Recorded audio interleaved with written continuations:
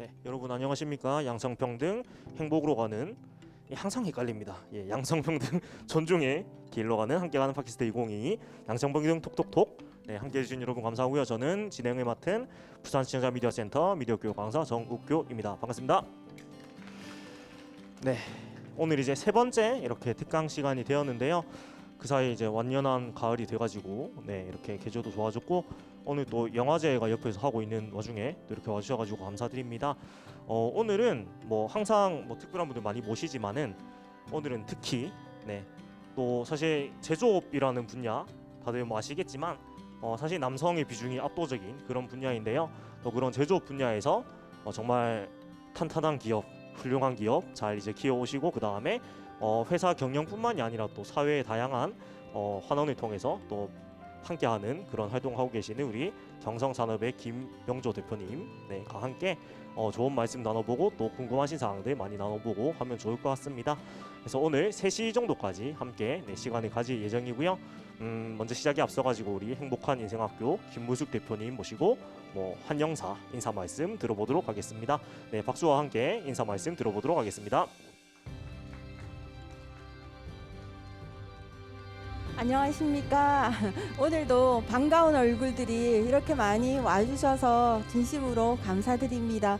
오늘은 우리가 행복으로 가는 지름길이라고 했을 때 어떤 사람이 행복한 사람일까? 전 항상 제 체험에서 이제 이야기를 하는 시리즈로 오늘은 두려움을 다스릴 줄 아는 사람이 진정 행복한 사람이다라는 그런 생각을 합니다.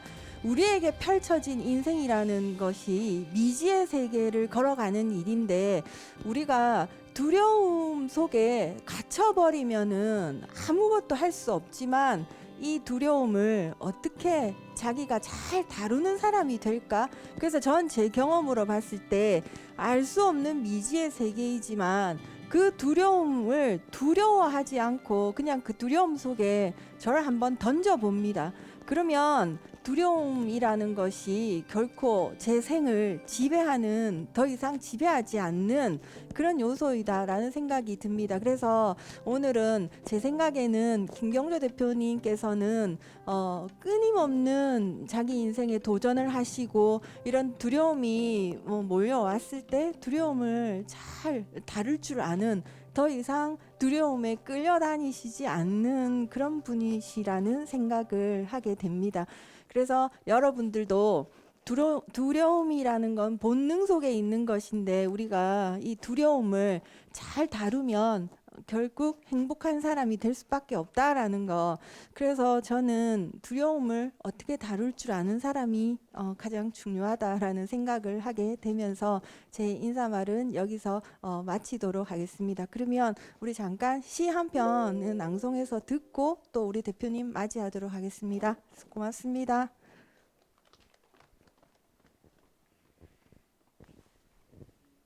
선생님께서 마이크를 받으셨고요. 또 음악을 깔고 함께 또 한번 좋은 시를 들어보도록 하겠습니다. 법산 김용태 시인의 세월 속에서라는 시가 되겠습니다.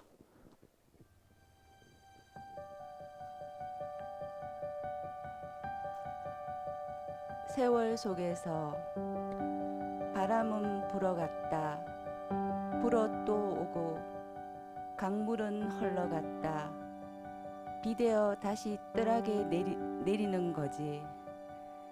사람의 가슴 속에 깊이 깊이 각인된 사연들, 온몸에 진을 흘리며 몸부림하던 고뇌들, 어금니가 솟아오르도록 밤을 지새우며 울지도 못하던 아픔들, 밤이면 뜰하게 나와 하늘만 쳐다보던 돌이 된 가슴, 육신이 무너져 제되고 나면 이건 허망하게도 영영 흔적도 없이 소멸되는가.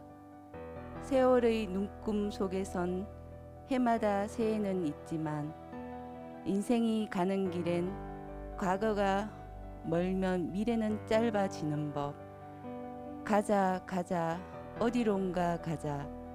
밤이 오면 밤길을 걷고 더우면 땀 흘리면 되지.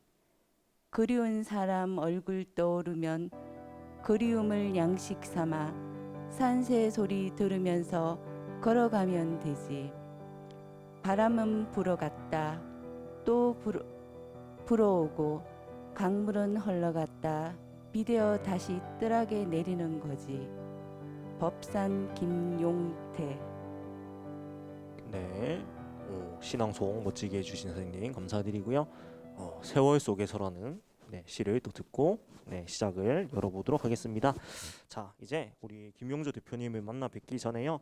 또 항상 저희가 짧은 영상으로 약간 사전에 한번 만나 뵙고 어떤 얘기를 해주실까 한번 보고 이제 시작을 하고 있는데요. 오늘은 영상이 조금 됩니다. 한 4분 정도 돼서 어떤 다방면의 활동을 하시는 것에 대한 소개가 잘 되어 있는 영상에서 보시면서 이런 얘기를 해주시겠구나, 그리고 이런 얘기를 내가 더 궁금한 걸 물어볼 수가 있겠구나 살피면서 봐주시면은 좋은 영상이 되지 않을까 싶습니다. 그러면 소개 영상을 잠깐 보여드리면서 시작을 해보도록 하겠습니다. 2014년 아름다운 납세자 김경조 대표를 만나봅니다. 부산시 사상구 삼락동의 한 제조업체에서 오늘의 주인공 김경조 대표를 만났습니다. 부산의 대표적인 여성 CEO로 알려진 그녀가 몸담고 있는 이곳은 자동차와 선박, 항공기를 비롯해 전자제품 등에 사용되는 표면 처리용 연마제를 생산하는 업체입니다. 손에서 금속가루가 떠날 데가 없는 분야인 만큼 관련 업종에서는 여성 CEO는 물론 여성 직원도 찾아보기 어렵습니다. 제가 97년도 3월에 창업을 했는데요. 벌써 이제 한 19년 정도 되었거든요. 아마 19년 전에 창업을 했을 때는 여성에 대한 그 사회적인 인식이 여성은 제조업을 못한다는 이런 쪽의 어떤 사회적인 편견이나 고정관념 때문에 많이 어려웠는데, 여성 CEO란 이유로 잘하지 못할 거라는 주위의 편견 어린 시선을 받아야 했던 김경조 대표. 하지만 수많은 도전과 실패 속에서도 그녀는 끝까지 포기하지 않았습니다. 제조를 하다 보면은 거기에 관련된 데이터베이스를 가지고 거래처를 미팅을 하고 충분히 거기에 대한 어떤 그 신뢰성을 쌓다가 보니까 결국은 세월이 지나다 보니까 저런 여성들도 저런 업을 할 수 있구나 하는 그런 어떤 자신감을 얻었습니다. 그 결과 창업 첫 해 1억 9천만 원에 불과하던 매출은 지난해 70억 원으로 늘어났습니다. 이렇게 회사 일만으로도 빠듯한 시간이지만 김경조 대표가 잊지 않고 찾는 곳이 있습니다.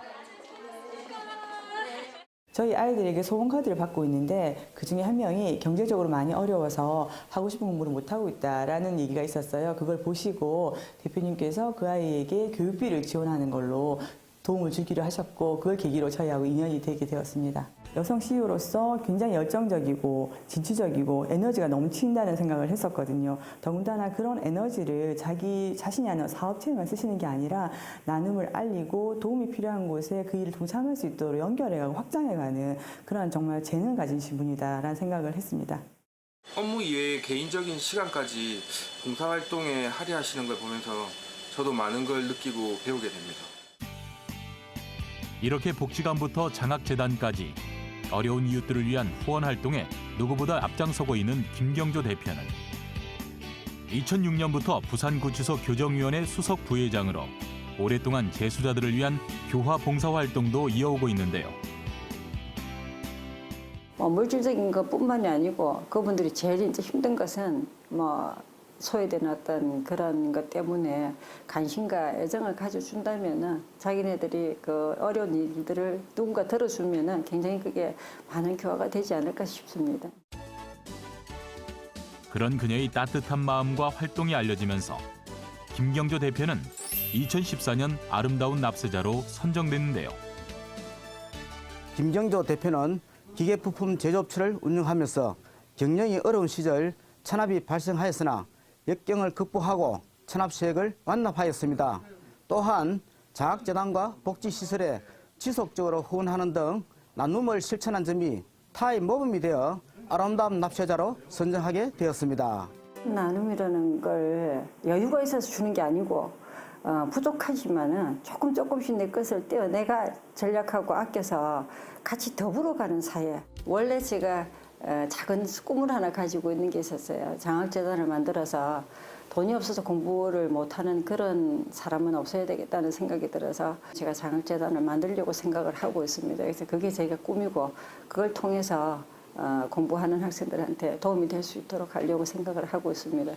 정말 많은 활동을 정말 많이 하신 것을 저희가 영상을 통해서 볼 수가 있는 것 같아요. 그래서 제조업 분야에서 이렇게 훌륭하게 자리를 잡으신 것뿐만이 아니고 뭐 모범 납세자 또 이웃을 위한 그런 함께하는 마음 등등 되게 많았고 저 영상이 2014년쯤에 한 인터뷰예요. 그래서 그 사이에 굉장히 또 많은 일들이 있었고 제가 오늘 오기 전에 좀 이제 검색을 해서 봤는데 매해 그런 뉴스 기사가 계속 올라오고 있습니다. 이제 다양한 그런 좋은 활동이 계속 올라오고 있고 또 청년 친화 기업으로서 또 멋지게 가지고 있는 것도 봐가지고 오늘 또 더 얘기해 주시 기대가 되는데요. 그러면 인트로는 여기까지 하고 이제 대표님 한번 모셔보도록 하겠습니다. 큰 박수와 함께 대표님 앞으로 한번 모셔보도록 하겠습니다. 김명조 대표님 모셔보겠습니다. 인사 감사드리고요. 이제 준비된 말씀 주시면 될 것 같습니다. 반갑습니다. 그거 있으시면 됩니다. 아니, 저도 모르게 저런 영상이 다니는 처음 알았네요. 아이고 창피하기도 하고. 정말 반갑습니다. 참 세상에 비밀이 없는 것 같습니다. 저기에 창업해가지고 아까 그 공장 모습이 사상에 150평짜리 맛집 꼬박 공장이라고 아주 조그만 거 직원 1명 데리고 시작을 해서 아마 저 사상 있을 때에 직원이 한 10명 정도 있었던 것 같고 그래서 그냥 그 공간이 너무 좁다 보니까 거의 그냥 뭐 일요일도 없이 계속 그 야근을 해가면서 이렇게 일을 한 적이 있었는데 지금 아까 잠깐 이렇게 보다 보니까 제가 사실은 저게 아름다운 국세 납세자 상 받으면서 우리 중구 지역에 3분 중에 한 사람으로 제가 받으면서 저 영상을 촬영을 했던 것 같은데 저한테는 없는데 저게 이렇게 공개가 되는가 보네요. 인터넷에 많이 그렇습니다. 성함 치니까 바로 저 영상이 나옵니다. 아니 저거는 별로 아니 저기 이제 국세청에서 납세자 상을 1년 동안 영상을 돌립니다. 그 국세 박물관에서. 그래서 1년 지나고 나면 그 다음 수상자들을 영상을 촬영해서 계속 돌리고 하다가 보니까 아마 홍보용으로 많이 그걸 하셔서 1년에 아름다운 납세자 상을 원래는 33명을 뽑아서 한 번씩 이렇게 주시는데 정말 영광스러운 상이라고 이야기를 제가 들었습니다. 그러니까 3월 3일 날이 조세의 날이랍니다. 그래서 33명을 뽑는데 중국집에 짜장면으로 봉사하시는 분도 계시고 기업하시는 분도 계시고 다양하게 계시는데 국세청장 상 중에 제일 멋지고 그 VIP 대접을 해주는 상이 저거라고 하더라고요. 그래서 다행히 용케 그때 제가 공동모금에 1억을 또 기부를 하고 어린이 재단 이런 거 하다 보니까 아마 저게 찍혀갖고 갔는데 좀 감회가 새롭습니다. 반갑습니다. 경성산업 대표 김경조입니다. 우리 자리에 앉으셔가지고 말씀. 괜찮습니다. 네네. 제가 서가 있는 게 편합니다. 우리 저기 그 김무숙 대표님하고 인연이 돼서 사실은 한 10년 전부터 제가 강의를 일체 거의 가지를 안 했습니다. 이제 아시다시피 경상도 사람들이 목소리가 하도 촌스러워가지고 어디 마이크 잡고 이야기하기가 굉장히 불편해서 안 그랬는데 저 어른이 그냥 부처님 이야기하시는 바람에 갑자기 종교 이야기하시는 바람에 제가 오케이를 했습니다.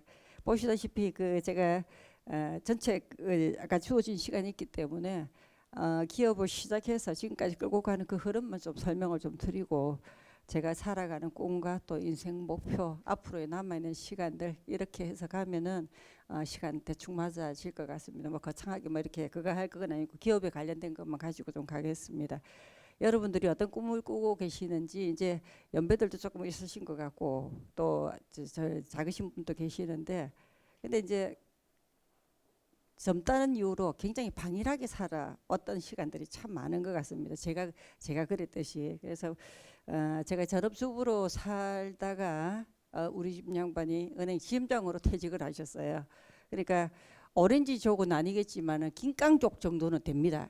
시장에 가면은 돈이 없어도 물건을 잘 가져가라고 그러더라고요. 은행에 돈이 전부 다 내 돈인가 싶어서 돈 없다 소리는 안 하시더라고요.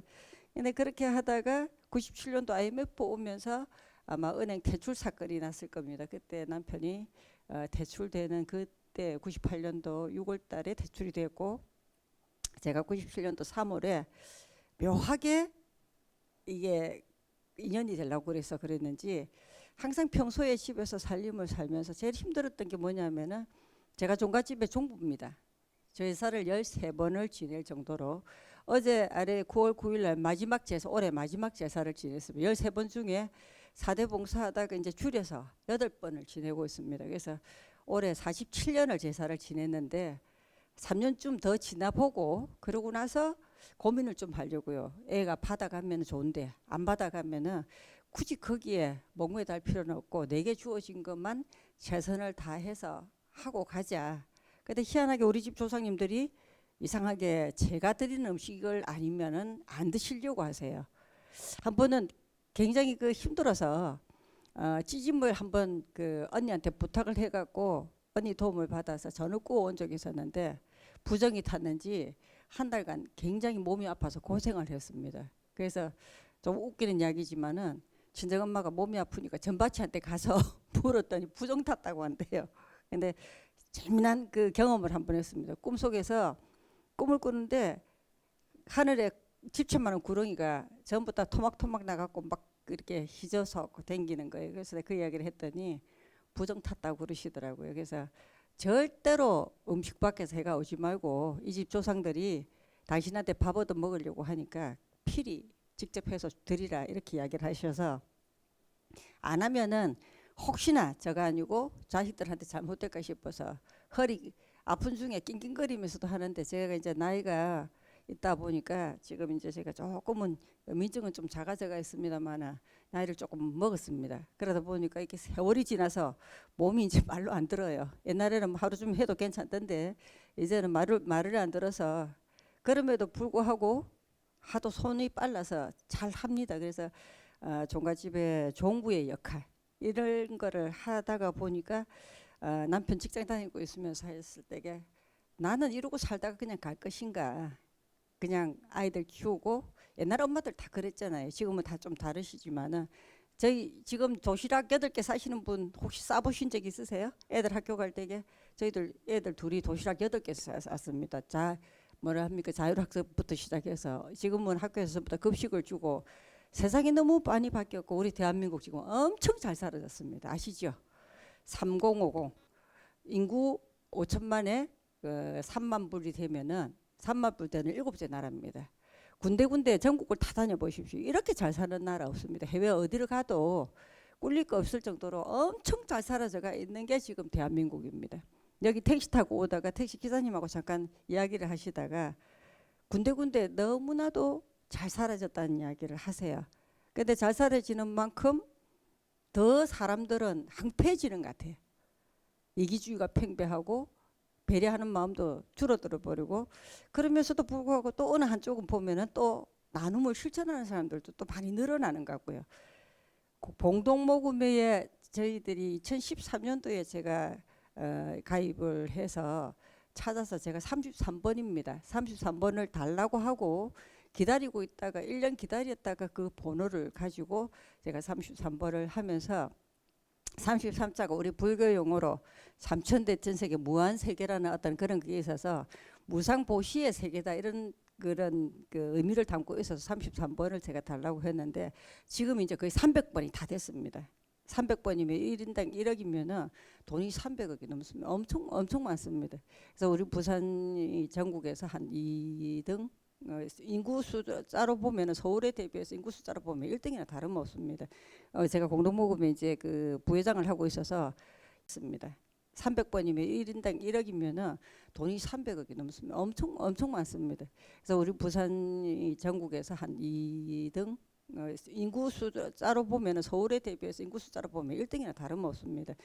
제가 공동모금에 이제 그 부회장을 하고 있어서 여기저기 다니면서 이제 공동모금에 설명을 또 많이 또 하고 다니는데 이런 게 있더라고요. 혹시나 또 기회가 되시면은 기업하면서 다른 거는 경비 처리가 되는데 공동모금에 준 돈은 세금이 공제가 되는 어떤 그 혹시 여기 직장 다니시거나 뭐 이렇게 사업하시는 분 계시면은 근데 그게 처음에는 1억 그러면 악 하고 이러는데 지금은 그 1억을 1년에 나눠서 한꺼번에 드릴 수도 있고 1년에 나눠서 낼 수도 있고 5년간 나누어서 낼 수도 있는 거기 때문에 5년 하면 한 달에 한 150만 원씩 하면은 5년간 그게 되더라고요.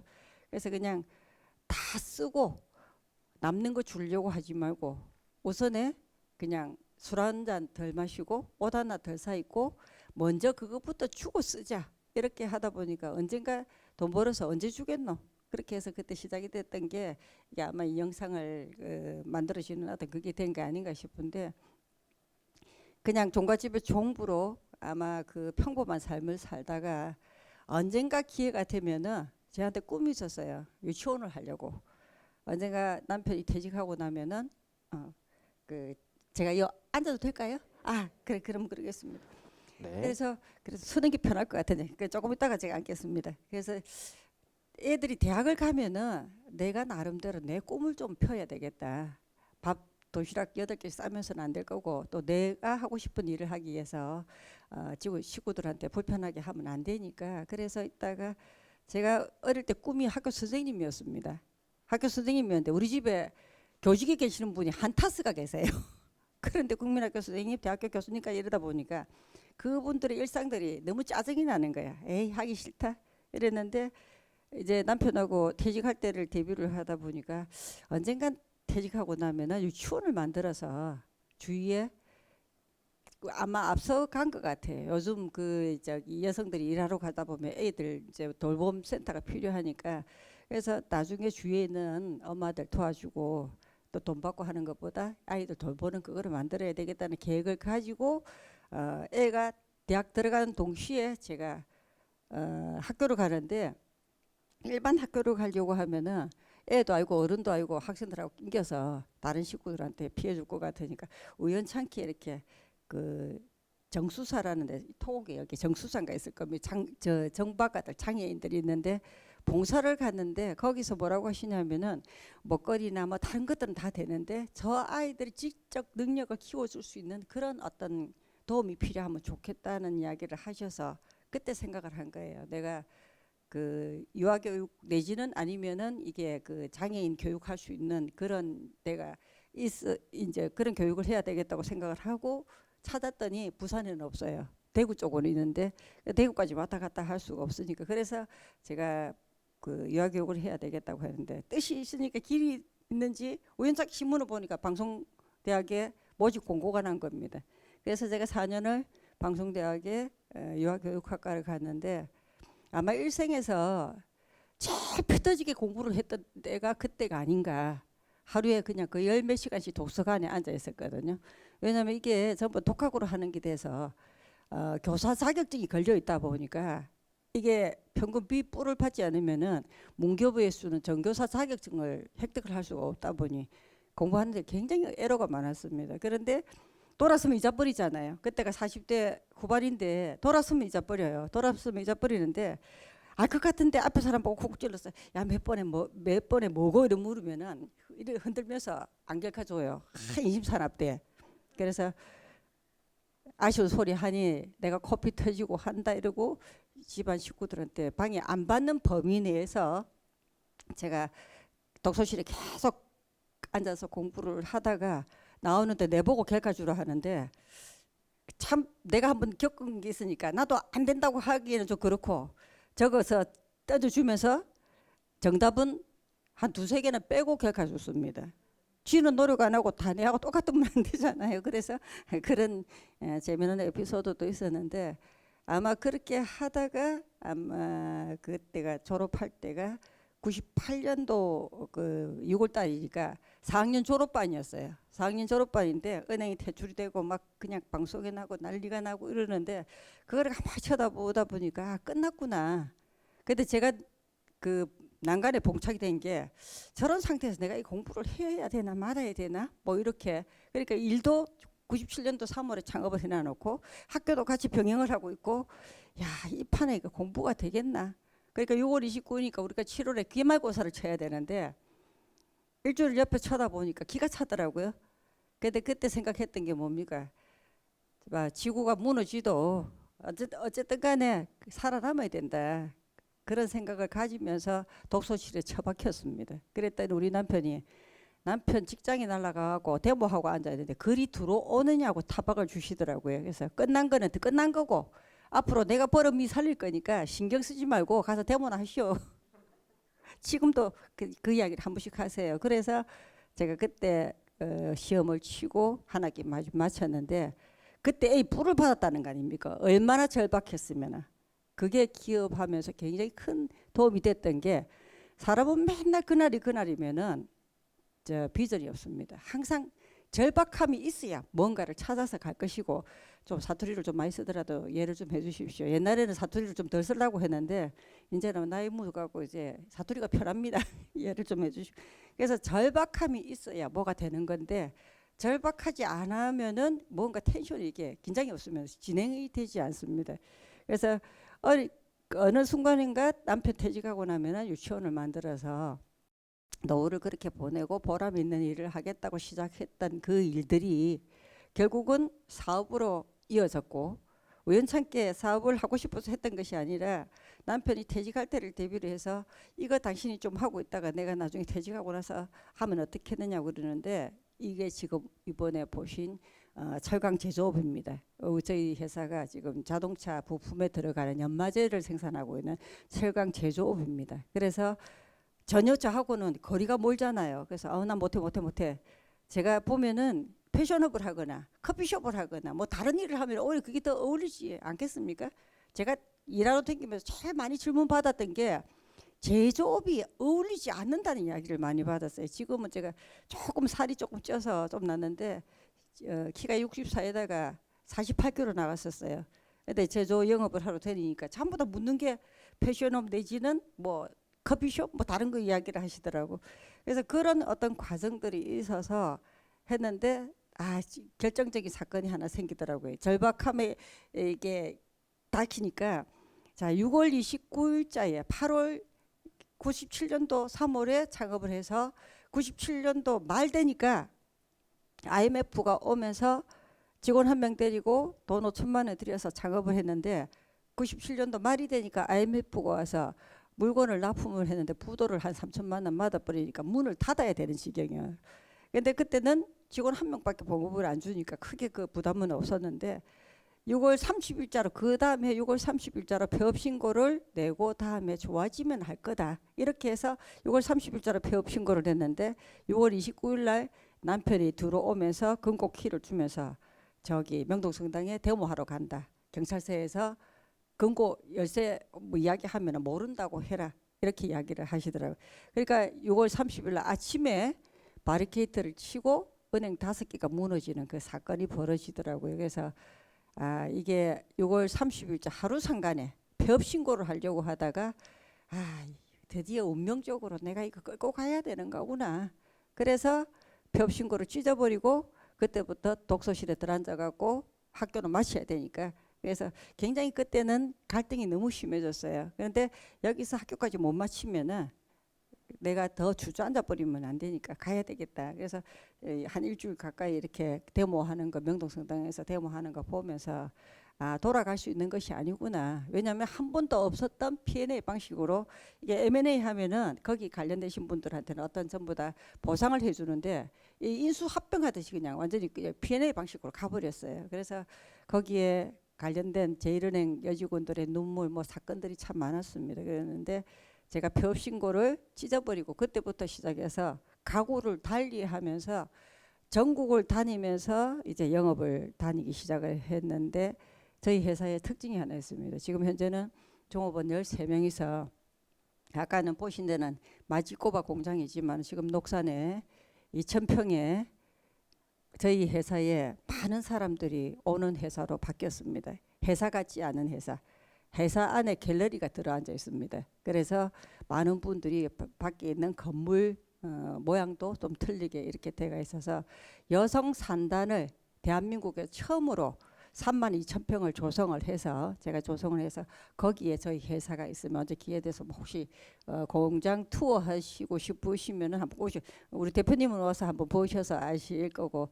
그래서 시간이 흐르면서 차츰 이렇게 성장하면서 올라왔는데 뭐 26년 동안 했던 그 스토리를 한꺼번에 다 있었던 거를 다 할 수는 없지만은 절대로 공짜로 거저되는 거는 없다. 눈물 젖은 빵을 엄청나게 먹었고 울며 댕겼고, 그런데 이제 눈물 안 보이려고 굉장히 힘들게 하면서 했는데, 저희 회사의 특징은 영업 직원이 따로 없습니다. 영업은 제가 뛰어댕깁니다.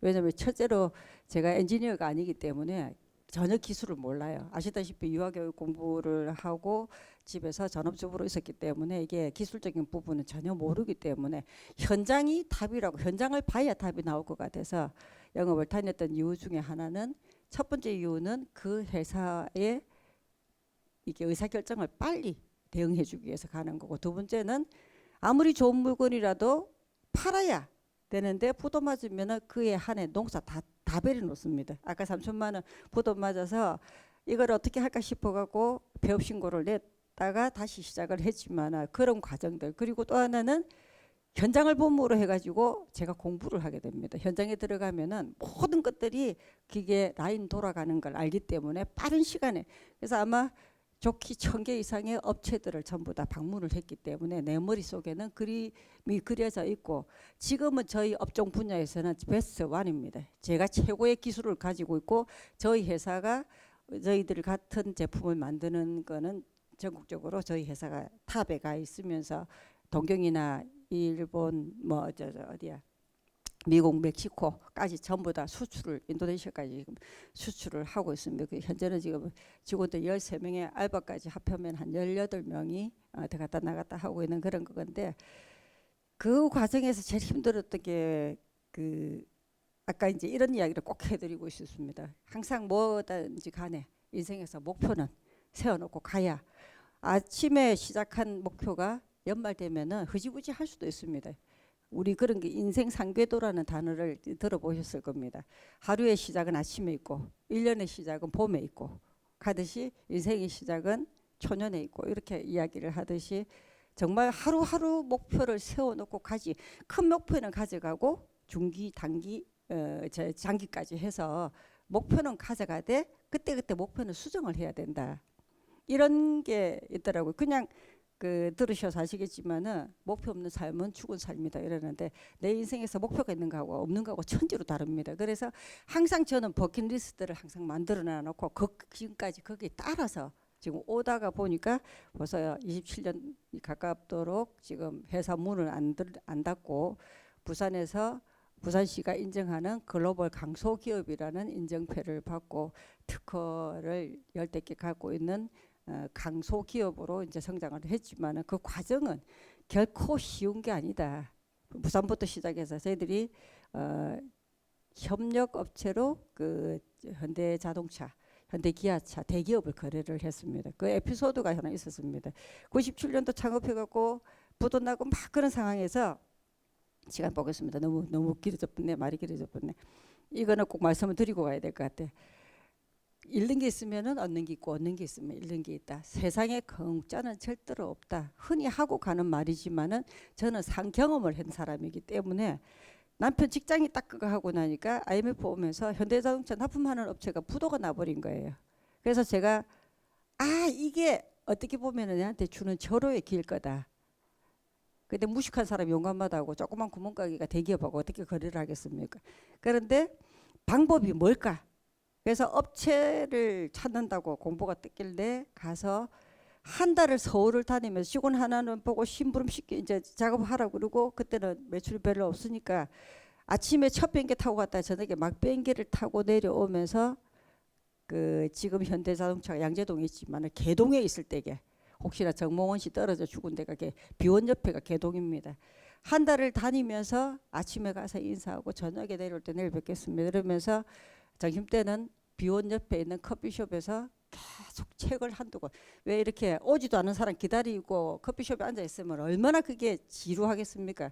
근데 그때 뭘 갖다 놨냐면 경영서적을 들고 가 계속 책을 보면서 시간 되면 들어가고 근데 한 보름 정도 계속 인사를 하고 가니까 또 왔어요? 오지 마세요. 여기는 여성들이 참여하는 데가 아닙니다. 그때 양성평등입니다. 지금 이제 양성평등 이야기를 할 겁니다.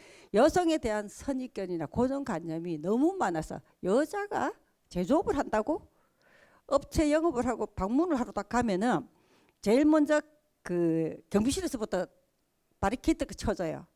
1번 잡상인, 1번 가면은 무조건 되고 잡상인, 두 번째 보험 세일즈, 세 번째 가면은 술집에 술값 받으러 왔는가 싶어서 어떻게 하세요? 이렇게 이야기를 하시거든요. 이걸 어떻게 통과를 시킬까? 결국은 여성에 대한 고정관념들이 너무 많잖아요. 제가 일을 하면서 여성의 편견을 깨는데 어떻게 보면 일조를 했다고 해도 과언이 아닐 정도로 정말 투쟁을 많이 했습니다.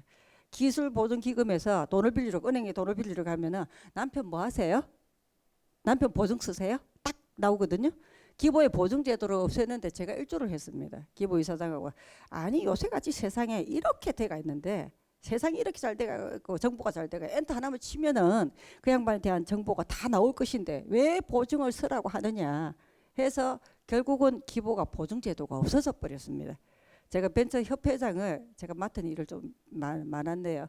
벤처협회장을 하면서 기보하고 싸워서 보증제도를 없앴고, 그 사상의 백양터널 옆에 지나가다 보면 부산벤처타워라고 하는 게 있을 겁니다. 아마 1,000억짜리 PF를 제가 그거를 우리 민간에서, 국내에서 처음으로 민간에서 했던 그 과정 건물입니다. 근데 그런 것들을 양성평등을 실현하는 제가 항상 앞장섰어요. 서울의 위원회 가면은 그렇네요. 이 시간이 그래서 그 27년 동안에 청와대를 한 10번 좀 간 것 같습니다. 우리 김대중 대통령 계실 때부터 시작해서 노무현 대통령, 우리 그 저분 이명박 대통령, 그리고 지금 이제 박근혜 대통령, 그리고 지금 문 대통령까지 한 5번 정도가 되시는데 1년에 한두 번은 계속 가다 보니까 항상 가면 건의하는 게 여성에 대한 양성차별, 편견 막 이러고 막 그냥 앞장서서 전투사처럼 싸우고 이렇게 그래 했는데, 이제는 여성에 대한 양성평등이라는 거는 단어가 없어져야 될 것 같아요. 그냥 지금은 상생하고 같이 공존하고 같이 소통하고 가는 거지, 이제는 남성들이 역차별입니다. 역차별이 돼서 지금 우리나라 지금 작년도 기준으로 하면은 중소기업 업체 수가 약 한 600만 개 정도 되는데, 10년 전에 20년 전에 저희들이 할 때에는 300만 개 중에 320만 개 중에 여성 기업이 한 30% 정도, 100만 개 정도 이렇게 있었거든요. 지금은 277만 개, 약 300만 개 정도 됩니다. 그러면 거의 반반이라고 보시면 되죠. 자, 이게 양성평등이 되고 있다는 이유 중에 하나가, 이제는 예전에 중후장대한 산업들이 아니고 지금은 모든 게 산업이 소프트화가 돼서 전부 다 이게 가볍잖아요. 엔터로 가잖아요. 뭐 AI다, 스마트다, 아니면 바이오다, 다양하게 산업군들이 이렇게 달라져가 있다 보니 여성들이 경제 활동에 참여하는 비율들이 굉장히 다양하게 변해가지고 지금은 육해공으로 안 가는 데가 없습니다. 비행기 조종사도 있죠. 또 그 선박 항해사도 있죠. 뭐 육지는 뭐 더 말할 필요도 없고, 또 IT 분야는 다양하게 다 참여를 하고 있고, 이러다 보니까 어제도 그 세지포 세계지지 포럼에 여성분이 패널로 어제 나오셨는데 국제 기후 관련된 단체를 맡아서 하시더라고요. 그래서 어느 분이 이런 이야기를 하시더라고요. 역차별이다. 이제는 역차별이다. 양성평등 소리 하지 마라. 이제는 역차별이다. 이렇게 이야기를 하시더라고요. 그래서 이제 이쯤 되면은 우리가 맨날 그냥 고정관념에, 제가 사업을 할 때에는 너무나도 여성에 대한 편견이 너무 많아서 고정관념 때문에 막 그래서 하도 그런 일이 있다 보니까, 제가 아까 방송대학 끝나고 나서 사업을 하다 보니까 사업 찾다도 모르다가 시작을 했으니 아마 10년을 달아서 주경야독을 하면서 제가 박사 논문이 한국의 여성 기업입니다. 여성들이 정말로 이게 편견이, 고정관념과 편견 때문에 여성들이 일을 못하느냐, 왜 여성 기업들이 전부 다 업종들이 전부 다 한중으로 업종이 편중이 돼서 여성이 창업하면 음식, 숙박, 도소매, 유통 서비스 이런 거, 또 왜 여성들은 전부 다 규모가 작을까, 다양하게 그거를 보면서 실증 분석을 했어요. 데이터를 사가지고 정말 여성들이 경영 능력이 떨어질 것인가, 성과가 그렇게 안 되나 부터 시작해서 너무 그런 것들이 궁금하고, 왜 여성들에 대한 시각은 끊임없이 이렇게 갈까. 그래서 요즘에 남자분들 이렇게 보면은 딸은 니는 니 하고 싶은 일 하고 살아 이렇게 이야기하면서, 며느리는 야 집에서 돌보고 그거 해라. 근데 그 며느리는 너무 집에서 보면은 그 소중한 딸이잖아요. 그래서 내가 남자 사장님들을 보고 딸한테는 남성의 여성에 대한 잣대를 대지를 말아라. 그것도 하나의 구성원으로서 능력 있으면 그 능력을 키워주는 것이 맞다. 이렇게 이야기를 하다 보니까 여전투사요 이렇게 이야기를 하더라고요. 여전사가 이제 힘이 빠져서 이제는 그런 이야기 할 것도 아니겠지만은 양성에 관련된 거라면은 이제는 더 이상 그거를 양성평등이라는 거를 우리 자체가 거론하는 것 자체가 우리 자존심을 깔아먹는 거. 이제는 우리도 당당하게 지금 이제 요즘 어느 정도 이제 50대쯤 되시면은 세월이 얼마나 바뀌었는지 의료도 좋고 모든 것도 다 좋아지다 보니까 아시다시피 10년씩은 다 젊어 보이세요. 지금 여기 계시는 분 지금 한 40대입니까? 맞습니까? 예. 예, 10년씩은 젊어 보여요. 제일 차이가 있는 게 병원의 의사님들, 그다음에 법원의 판사님들, 검사님들 가면은 부장 검사 이러면 나이가 50대, 60대 안 되나 근데 얼굴 쳐다보면은 39 같아. 41살 같아. 얼마나 젊어졌는지. 그래서 이게 그만큼 이게 살기가 좋아지다 보니까 자기 관리도 하시고 또 먹거리나 이런 것들이 워낙 많이 좋아지다 보니까 지금 여기 계시는 분들 제가 여기서 보면 전부 40대 같이 보이세요. 전부 다 50대, 60대로 보이는 분은 지금 아무도 안 계셔요. 감사합니다. 그래서 그렇게 하다가 보니까 이제는 여성들이 가지고 있는 생각들을 조금 더 바꿔야 되지 않을까. 요즘 좋잖아요. 전자기기 잘 돼가 있죠. 요즘 이제 스마트 시티 되면서 어떻게 보면 여성들이 참 살기 좋은 세상입니다. 뭐 굳이 뭐 집에서 밥 하려고 애 안 써도 장 보러 안 가도 코로나가 오면서 달라진 게 변화된 게 있지 않습니까? 어제 세계지식 포럼에서 15분 도시라는 단어가 나왔어요. 15분 공간 안에서 모든 일상이 다 이루어질 수 있는 이거를 모델링을 해서 프랑스 교수가 어제 발제를 했고 우리 부산시장님이 그 모델을 가지고 우리 부산에도 도입을 하겠다. 60개 영역으로 다 나누어서 이 부산시를 도시 대개조를 하겠다 이렇게 이야기를 하셨거든요. 자, 이게 뭐하고 관련돼가 있냐면은 2030 월드 엑스포를 유치를 하는 것은 절대설명의 사명이고 그걸 통해서 부산이 대도시 개조가 되어야 이제 앞으로 우리 세대가 끝나고 우리 밑에 우리 자녀들 세대들이 또 다른 먹거리를 창출을 할 수 있는 거거든요. 여러분들 다 아시다시피 부산 하면은 부산, 울산, 경남, 부경, 강력권은 전통 제조 산업들입니다. 수도권은 전부 다 직업 뺀질하게 보기 좋게 먹기 좋은 것만 다 가지고 있잖아요. 수도권에 전부 다 공장이 있습니까? 저 첨단으로 바이오 그다음에 IT들 전부 다 몰려가 있는 그런 데 비해 갖고 우리 부산의 GRDP가 이미 이제 인천한테 뺏겨버렸습니다. 이제 2도시 아닙니다. 3위 도시로 떨어졌어요. 그럼 우리 부산 시민들은 맨날 이놈의 야당 도시라고 맨날 이거 하다가 우리는 하도 뭐 강주 쪽이고 전라도 쪽 한번 가보세요. 도시가 어떻게 돼가 있는지. 강주 금남로에 가면은 왕복 8차선 그 사람도 없는데 우리는 맨날 차 밀려서 난리인데 저거로 사람도 없는데 쌩쌩 달립니다. 군데군데 가는데 한번 봐보세요. 대한민국 어느 도시든지 간에 얼마나 잘 살아졌는지 깜짝깜짝 놀랍니다. 그럼에도 불구하고 부산은 늘 낙후대가 있어요. 그래서 어제 그 이야기 하시는 대로 2030 월드 엑스포는 우리가 가져와야 되고 그거를 바탕으로 해갖고 가덕 신공항을 만들어서 부산이 대개조를 해서 이제는 전통 산업에서 관광 서비스 마이스 산업 쪽으로 돌아가지 않으면은 부산의 4세대 미래 먹거리가 없어진다. 이게 제일 지금 중요한 것 같습니다. 제가 사업을 해갖고 와서 힘들었던 어떤 그런 과정들은 일일이 중간에 옆으로 좀 샜습니다. 갑자기 월드 엑스포 하다가 뭐 지금 열이 뻗치갖고 그러는데 현대자동차 이야기하다가 그래서 현대자동차하고 거래를 하게 되는 사건 중에 하나가 한 달을 계속 이제 다니는데 보름쯤 가니까 또 왔어요. 이제 쳐다도 안 보다가 또 그다음에 한 20일쯤 가니까 점심은 했어요. 왜 자꾸 오세요? 근데 우리 잘할 수 있습니다.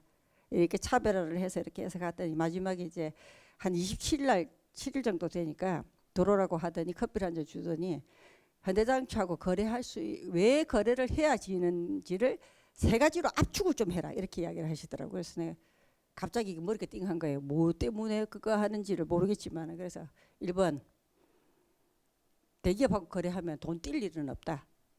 그러므로 해서 경영의 흐름을 원활히 하고 싶다. 2번 내가 영업을 하러 보니까 여성에 대한 편견이 너무 심하다. 아무리 좋은 제품을 가져가도 인정을 해주지 않더라. 대기업이 쓰는 제품이라고 하면은 인정해 줘서 그 시너지를 활용하고 싶다. 세 번째, 남편이 실직을 해서 묵고 살아야 된다. 이러면서 갑자기 눈에 눈물이 퍽 글썽해지는 거예요. 근데 눈을 이랬더니 가만히 듣고 있더니 나중에 뭐라고 하시냐면은 혹시나 자동차에 지인이 있으세요? 자동차 그룹에 아는 사람이 있느냐고 그러는데 사실은 아무도 아는 사람이 없잖아요. 그래서 아는 사람이 아무도 없는데 없다고 하면은 안 그럴까 싶어서 예, 계시기는 한데 친하진 않은데 어떡하죠? 그랬더니 누구 있어요? 이러더라고요. 그래서 내가 있죠.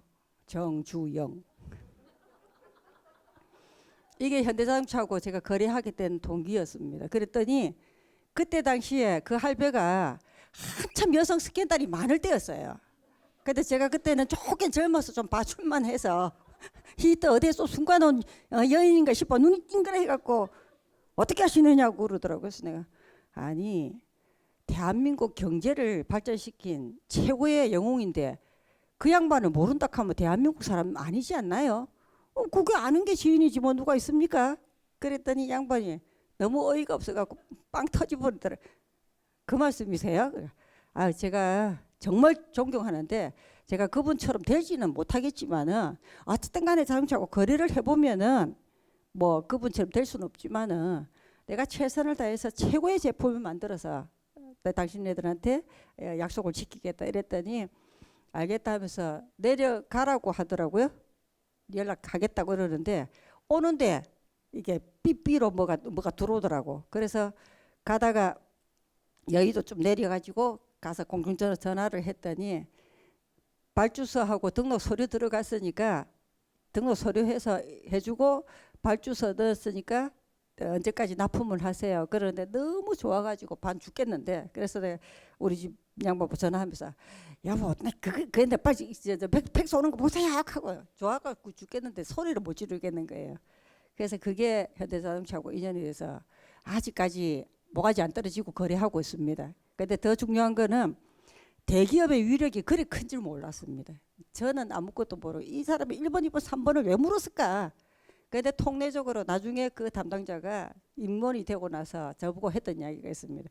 1번하고 3번하고 바뀌었으면은 우리 사장님 그때 등록 안 시켜줬어요.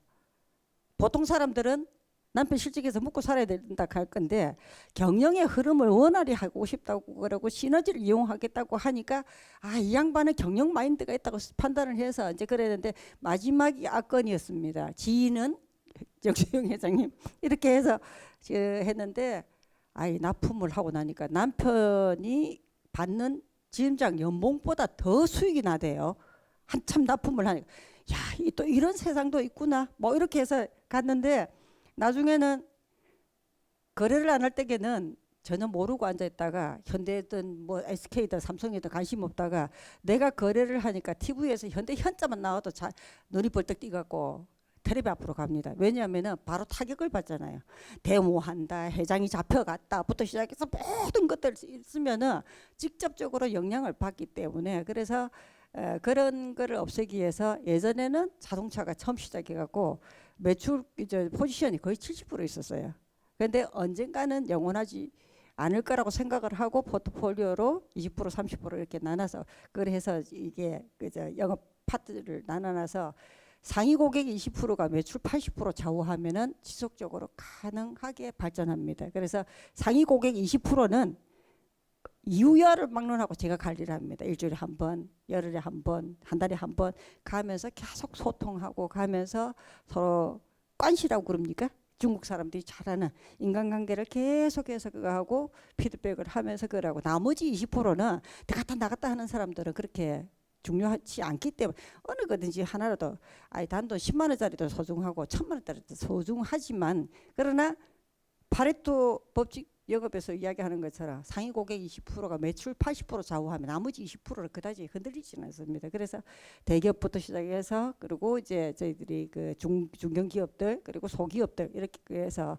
거래처가 한 100여 군데 됩니다만은 지금은 이제 IMF가 있고 코로나로 인해서 많은 어려움을 겪어서 그런데 중간에 돈 좀 버리니까 보증 썼다가 한 20억 코피 터졌습니다. 그래서 한 10년간 고생을 엄청 했어요. 엄청 했는데 역시나 또 읽는 게 있어서 읽고 나니까 또 생기는 게 또 있더라고요. 그래서 지금 이제 아마 그 여러 가지 일들을 많이 병행을 하면서 왔는데 항상 했던 이야기들이 그렇습니다. 언제도 매 순간 기업의 환경이라는 거는 이게 내적인 환경은 별로 중요치 않습니다. 항상 1년에 계획을 세워가지만 외부 환경이 굉장히 변수가 많습니다. 자, 지금처럼 환율, 또 원자재, 기후 다양한 변수들이 기업을 목을 조이고 왔다가 갔다가 이렇게 하는데 요즘에는 제가 기업하면서 참 행복합니다. 야, 때 되면은 막 이제 기계는 엿 받고 먹고 차버리고 공장만 팔아서 그냥 먹고 살면 된다. 너가 100명씩 데리고 고생한다. 내야 10명밖에 없으니까 13명밖에 없으니까 그거 하죠. 요새 종업원들 100명씩 데리고 있는 사람들은 앞으로 일 못합니다. 중간 지금 저출산되니까 앞으로 생산 인력들 전부 다 없어지거든요. 어느 바보 같은 사람은 해외에서 전부 다 수입해서 쓰면 된다 하지만은 그 사람들이 해외 근로자들이 와가지고 일해갖고 있으면 여기 남아 있는 것들이 아니라 어느 정도 버려지면 전부 그 자국으로 돌아갈 거 아닙니까? 그럼 우리 또 다른 더 큰 비용을 주면서 가야 되는데 저출산 문제가 굉장히 심각하게 있어서 기업 환경들은 날로 그렇게 쉬워지지는 않을 겁니다. 이제 코로나 팬데믹 때문에 사건들이 너무 많이 났잖아요. 자, 세상이 확 바뀌어 버렸어요.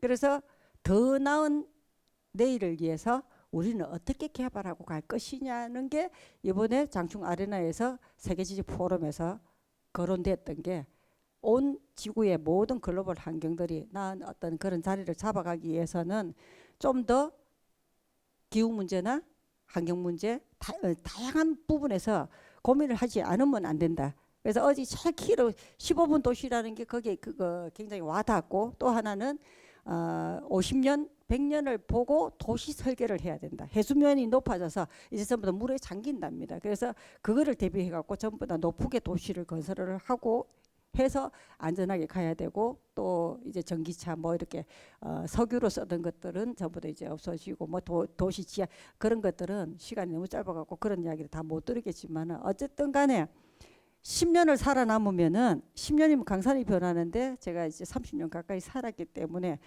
3년이 되면 강산이 다 바뀌어 버립니다. 그지? 요새 한 3년 지나고 딴 데 가버리면은 잘 못 알아보겠죠. 너무 많은 변화가 일어나니까. 그래서 한 수십 번 바뀌었다고 생각을 하고 3년에 한 번씩 바뀌면 30년이면은 9번 안 바뀌었겠습니까? 근데 지금 이제 마지막 제가 하고자 하는 일들은 매 순간 놓지를 않고 갑니다. 그냥 선 사고 치고 수습을 합니다. 왜냐하면 살아있다는 것을 내 스스로 느끼기 위해서 기업 환경은 이렇게 해서 왔지만은 남아있는 인생에서 내가 뭘 하고 갈 거냐. 그래서 끊임없이 뭔가를 추구하고 시도하고 그게 뭐가 됐든 간에 아까 우리 대표님하고 이야기했지만은 아침 7시부터 8시까지 제2의 방송에서 영어 방송을 합니다. 아침 6시 밥 먹고 설거지 해놔놓고 딱 덮어놔놓고 1시간 쳐다보고 있어요. 자, 첫째 그 방송이 좋은 이유 돈 안 들어서 너무 좋고 시간 안 들어서 너무 좋고 공짜 아닙니까? 여러분들 보세요. 일본 방송도 보시고 이제 드디어 일본 방송을 하기 시작하더라고요. 지난 5년간 일본 방송을 안 했습니다. 이제 해외여행들 가시잖아요. 가서 콩글리시를 하시든 뭘 하시든 돈 안 들이고 공부하는 거 그 방송 앞에 있으면은 텔레비 연속극 좀 덜 보시고 그거 보시는 게 훨씬 더 매력적이지 않을까. 그래서 아침 그 시간에 7시부터 시작해서 저녁 시간에는 저희들이 볼 수가 없어요. 일들이 있으니까 뭐 약속도 있는데 최소한 아침 그 시간 출장 가지 않은 시간은 방해받지 않는 시간이 돼서 제가 계속 쳐다보다 보니까 요새는 우리 영감님까지 같이 옆에 붙어서 같이 보고 이렇게 따라 야 대트 용법이 저러니까 이제 편하게 들어와지네 이렇게 이야기하다 한 8개월 됐는데 어제 세계지식 포럼에 연사가 강의를 하시는데 귀에 들리더라고요. 소리 단어들이 들어오더라고. 그래서 야 요즘 워낙 우리 대한민국에 인터넷이 잘 돼가 있으니까 그 방송들이 너무 좋구나. 또 하나는 제가 올 연말쯤 해서 12월 달에 제가 피아노 그 공연을 할 겁니다. 왜 그걸 했냐면 제가 유아교육 전공이 돼서 조그맣게 이렇게 했다가 그동안에는 못 끄고 너무 바쁘게 살고 힘들게 살아서 여유가 없었는데 공장을 6년 전에 옮기고 나서 회사에다 피아노를 사달랐습니다. 집에는 층간소음 때문에 연습을 못하니까 회사에서 그걸 사달라 놔놓고 재즈도 쳤다가 클래식도 했다가 지 혼자서 난리를 치고 있으면 난리 부르스를 하고 있습니다. 그런데 시간이 지나니까 손에 기술이 익혀져서 하나하나씩 생기더라고요. 얼마 전에 피아노바에 가셨는데 앞에 술 마시기 전에 제가 시인가나를 연주를 쫙 하고 있으니까 저 양반이 맨날 술만 먹고 다니더니 어느 날 갑자기 또 피아노를 왜 친대? 새로운 걸 자꾸 이제 보여줘야 될 그런 필요가 있어서 남에게 보여주는 것이 아니라 내 스스로 알맹이를 채우고 나의 그 삶의 어떤 라이프 스타일을 계속 만들어 가면서 가는 것이 그게 잘 사는 삶이고 행복하게 살 것이고 아랑드롱처럼 한 80 넘어가서 웰다잉도 필요하잖아요. 우리 이제 70 넘어가 보면 이제 다 죽는 거 생각해야 되거든요. 웰다잉도 필요하니 때 되면은 그래. 아까 오기 전에 어느 분이 부산대학 교수님이 70 지금 세대시였는데 한번 쓰러지셨다가 지금 보은병원에 지금 원장님으로 계시는데 장기 기증을 전부 다 하셨대요. 부산대학에다가 그렇게 또 노후를 준비를 그렇게 하시는 분들 보면서 우리도 또 보고 배우잖아요. 그래서 매 순간 여러분들한테 꼭 이야기는 드리고 싶습니다. 그냥 방일하지 마시라고. 그날 하루하루가 시간이 내일 하면 돼 이게 아니라 미루지 말고 오늘 이거 하자 내일 저거 하자 마음에 안 들었다 계속 사건 치세요. 전 사고 치고 후회를 하더라도 일단은 저질러 놓고 가는 게 뭐가 남아도 남는 장사가 아닌가 제 경험으로 그랬습니다. 어느 용광대학교에 갔더니 어느 95세 노인의 숙이라는 단어가 하나 있었어요. 아마 60 정년 때까지 공직 생활을 하면서 나왔는데 95살 살 때까지 아무것도 한 게 없대요. 오늘 죽을지 내일 죽을지 몰라서 그냥 매일 그냥 먹고 자고 산책하고 막 그랬는데 그 30년 세월이 이렇게 후회스러울 수가 없다. 답은 이겁니다. 오늘부터 영어 공부를 해야 되겠다. 30년의 후회를 하지 않기 위해서 했던 그 기절이 지금도 귀에 생생합니다. 그래서 저도 그걸 후회 안 하려고 뭐 피아노 치다가 못 치면 어때요? 뭐 틀려도 괜찮고 누가 뭐 내 혼자 즐기는 건데 남한테 보여줄 거 아니라도 제가 꼭 하고 싶은 게 있었습니다. 꼭 이게 꽃갈 뭐 얇은 사 하얀 꽃갈 고이 접어 나블레라 승무처럼 승무를 꼭 한번 해보고 싶었어요. 근데 무용을 배우다가 그만뒀습니다. 시간이 너무 많이 투자가 돼서. 근데 언젠가 기회가 돼서 그거 할지는 모르겠지만은 항상 꿈을 꾸고 있습니다.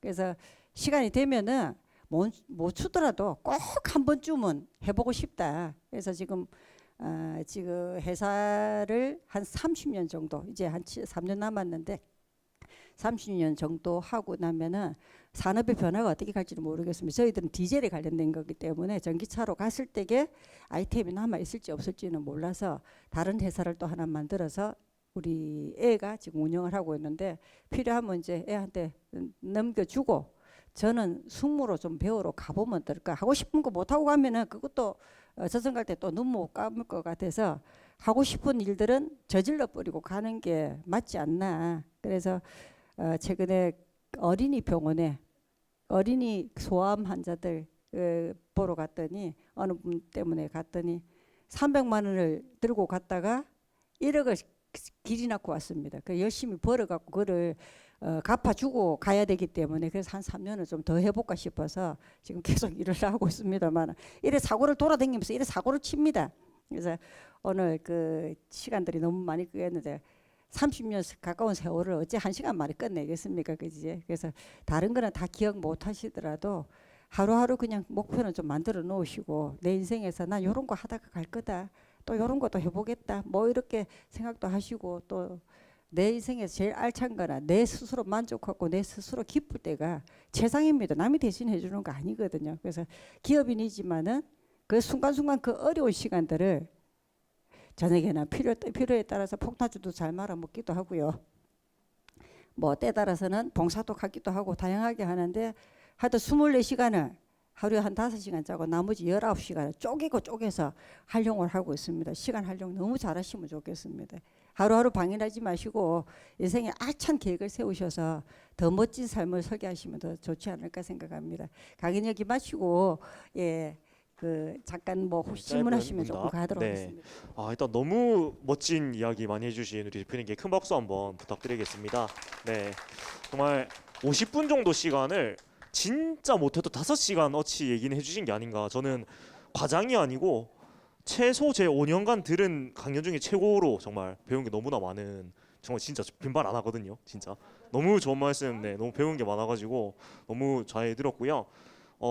진짜 맨 처음 창업하시게 된 그런 사연부터 해가지고 이제 앞으로의 미래까지, 네, 총망라하셔가지고 얘기 너무 많이 해주셨는데요.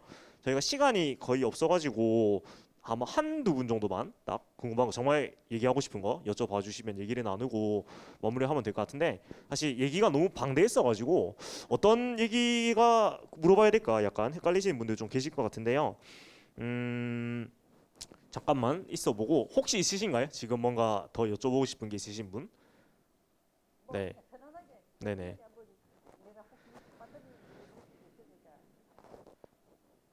네. 내용이 굉장히 방대했어가지고 오히려 이제 그 질문을 생각하시기가 좀 쉽지 않은 것 같은데, 네. 위에, 예, 선생님, 네, 질문 한번 해주시고, 네. 저는 질문이 아니라요. 이제 아들이 솔직히 스타트업 같은 거를 하면서 이 창업에 대해서 이제 25이거든요.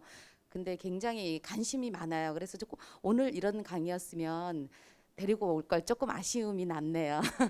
논다고 바빠서 안 따라왔는데, 그러면 그 아들한테 내가 이렇게 계속 시간을 잘 써라, 아깝지 않냐 시간이, 그런데 너무 조금 못 쓰는 것 같아요. 맨날 오락실 뭐 이런 데를 가면서도 꿈은 절대 창업을 해야지만 일반 지금 월급쟁이들 월급은 자기는 만족을 못 한다는 거예요. 그러면 어떤 식으로 너가 그 앞으로의 그 창업을 하려면 어떻게 하면 되겠니? 충고해 준다면 딱 한 말씀.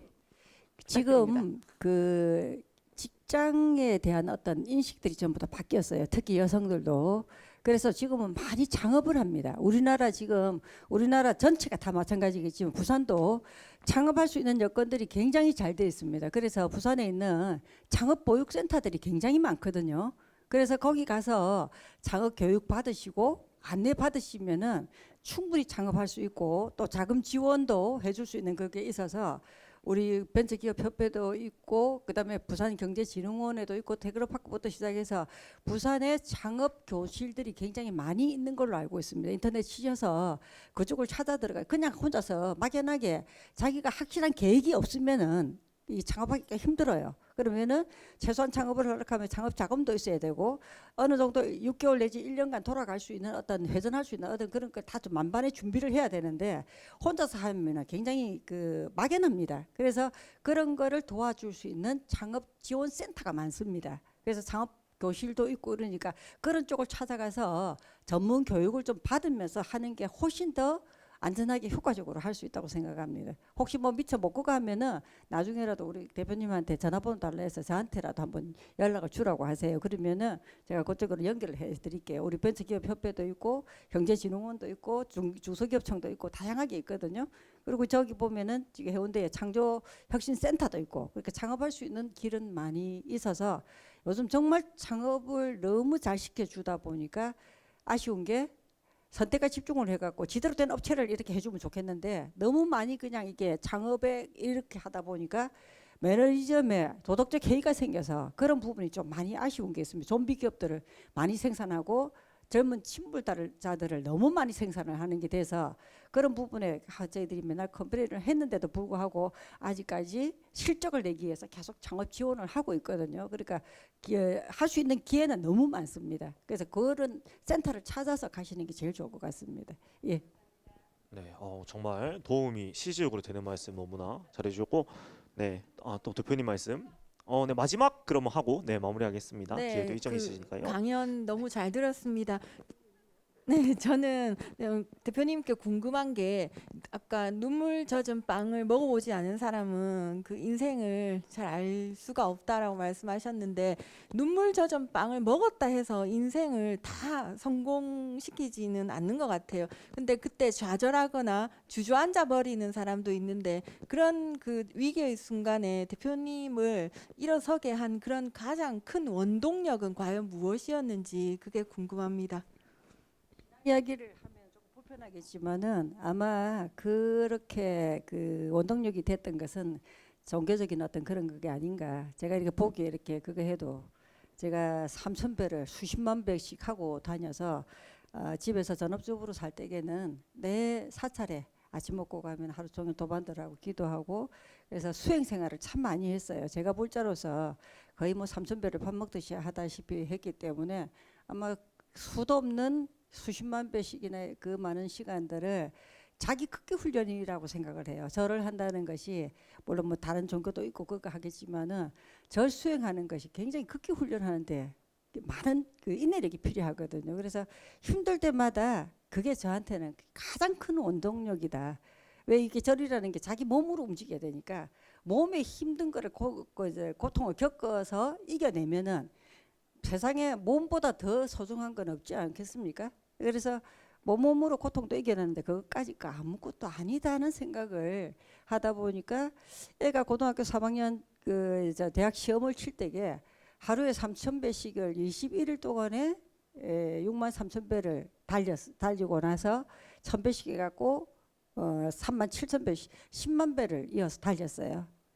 이게 그냥 말을 이렇게 하지만은 그 세상에 없는 거죠. 그렇게 해서 그 과정을 겪었는데 부모가 그렇게 몸을 고생을 해서 했으면은 원하는 대로 가야 되는데 인생이 원하는 대로 안 되더라고요. 내가 그렇게 엎드려서 기도를 했는데 내 원하는 대로 못 가길래 제가 털털 털어버렸으면 네가 가는 길은 따로 있는 것 같다. 그래서 제가 도반드리고 친구들한테 우리 아들 떨어졌다. 내 위로주 한 잔 사주라. 그러고 털털 털어버렸는데 세월이 지나고 나니까 결국은 또 다른 거예요. 나를 단련시켰고 아이가 아니라 나를 단련시키고 내가 그런 앞으로의 올 미래에 대비하기 위해서 사업을 하면서 이겨낼 수 있는 그런 힘을 줬던 게 아닌가. 그래서 기도는 절대로 속이지 않는다. 단지 우리가 우매해서 몰랐을 뿐이지. 그래서 큰 원동력이라고 하면은 저는 이 자리에서 자신 있게 기도의 힘이라고 이야기를 하고 싶습니다. 네. 정말 네 너무 정말 배울 게 많은 말씀을 너무 잘해주신 것 같아요. 그래서 저희가 여러 가지 많으시겠지만 저희가 시간이 사실 이제 끝나가고 있는지라 이제 마무리를 슬슬 해보도록 하겠습니다. 일단 저희 마치기 전에 기념 촬영을 한번 하고요. 마무리하도록 하겠습니다. 그러면 앞으로 다 모이셔가지고 기념 촬영을 한번 하고요. 이어서 마무리하도록 하겠습니다.